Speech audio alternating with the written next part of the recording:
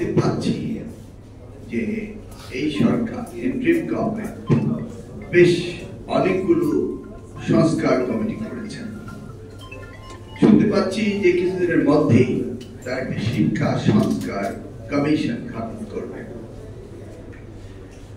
আমার অনুরোধ থাকবে, পৃথিবীতে 4 ভাগের 3 ভাগ দেশ রয়েছে যেখানে 5 কোটি তাদের জনসংখ্যাও নেই, আর আমাদের দেশে শিক্ষা সংশ্লিষ্ট বিষয়ে শিক্ষার্থী এবং শিক্ষক মিলিয়ে প্রায় 5 কোটি রয়েছে। সেদিক দিয়ে হিসাব করলে আমাদের দেশে একটি পার্মানেন্ট স্থায়ী একটি শিক্ষা কমিশনের প্রয়োজন রয়েছে বলে আমি বোধ করি। সংস্কার কমিশন করা হয়, বিলুপ্তি হয়ে যায়।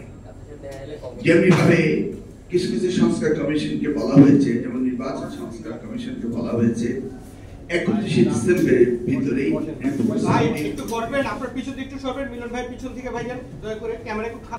শিক্ষা কমিশন একটি চলমান কমিশন হওয়া প্রয়োজন রয়েছে। শিক্ষা কমিশন একটি পার্মানেন্ট সাংবিধানিক একটি শিক্ষা কমিশনের প্রয়োজন রয়েছে। আমাদের দেশে ইউনিভার্সিটি গ্র্যান্ড কমিশন রয়েছে যারা শুধু বিশ্ববিদ্যালয় নিয়ে কাজ করে। আমার ভাবনা হচ্ছে এমন একটি শিক্ষা কমিশন হবে যেটি শিক্ষা মন্ত্রণালয়ের সাথে প্যারালালি কাজ করবে এবং তাদের গবেষণা লব্ধ অভিজ্ঞতা এবং তাদের সাজেশন শিক্ষা মন্ত্রণালয় শুনবে, তবে তাদের কোনো এক্সিকিউটিভ পাওয়ার থাকবে না। কারণ শিক্ষাই হচ্ছে আমাদের সবচেয়ে মূল সম্পদ। পৃথিবীতে প্রায় 30টির বেশি ডেভেলপড নেশন রয়েছে যেখানে more people are dying, less people are taking birth, অর্থাৎ বেশি মানুষ মারা যাচ্ছে, কম মানুষ জন্মগ্রহণ করছে। কিন্তু বাংলাদেশের বিষয়টি কিন্তু তার উল্টো। আমরা এখানে দেখতে পাচ্ছি more people are taking birth, less people are dying।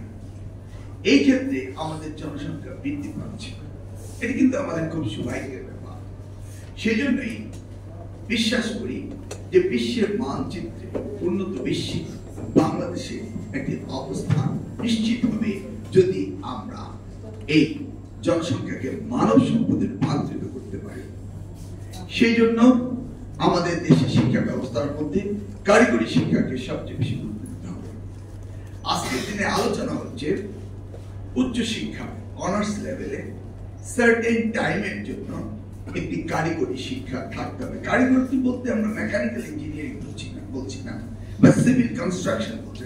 কারিগরি বলতে এখানেও যে আমাদের এই যে video editing, camera, internet, media, this are also কারিগরি।